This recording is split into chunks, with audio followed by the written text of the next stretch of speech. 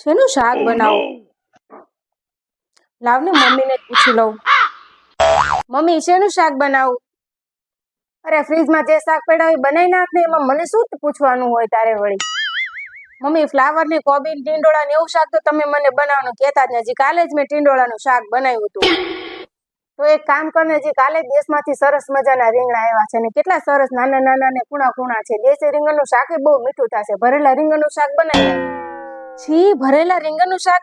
Mummy આવું તો કઈ શાક હોતું હશે. હું નથી આવું શાક બનાવવાની. ક્યારેક તો કઈક શાક સારું બનાવવાનું કહો મને.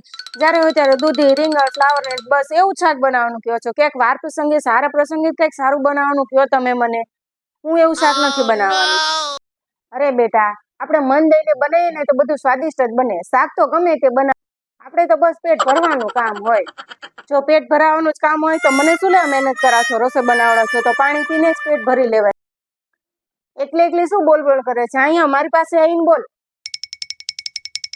હા આવી બોલો. હવે મને કઈ તમારી બીક નથી લાગતી? ના ના, ભરત તો પેલા બહુ કહેતા હતા કે આજે તો મમ્મીએ શાહી પનીર બનાવી છે, કડાઈ પનીર બનાવી, છોલે પૂરી બનાવી છે. ક્યાં ગયું બધું હવે? બસ હું આવી એટલે બધી કંગાલી આવી ગઈ, કઈ બનાવવાનું જ નહીં. હા હવે તો નથી જ બનાવું, જા. અને તું શું પણ એવું ખોટું ખોટું બધું કહેતો હતો? મેં કોઈ દિવસ કઈ આવું બનાવ્યું છે?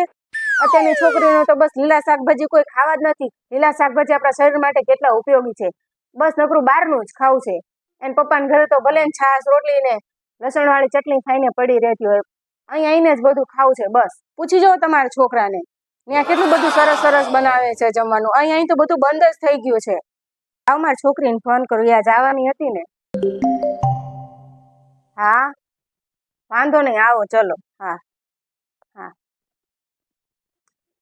લે હવે રૂપલને તો કહી દઉં કે બેન ને જમાઈ ને છોકરાઓને બધા આવે છે તો કઈક સારું સારું બનાવી નાખે ને. હા જો બેન ને જમાઈ ને બધા આવે છે ને તો એના માટે સરસ મજાનું જમવાનું બનાવજે.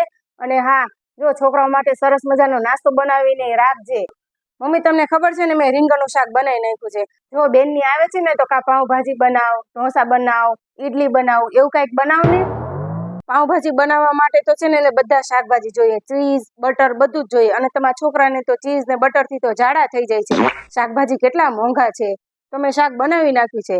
બેન ને એ બધા ખાઈ લેશે. અને છોકરાઓને તો મેં કાલની રોટલી પડી છે ને એની અંદર ઘી અને ખાંડ નાખીને સરસ મજાનું રોલ વાળીને છોકરાઓને જમવા આપી દઈશ. નાના એવું બનાવવાની કાંઈ જરૂર નથી. મને એને એવું કાંઈ બનાવતા નથી આવડતું. અને એમાંય તે હવે શું, પેટ ભરવાનું જ કામ છે ને, એમાં તો પેટ પૂરાઈ જશે.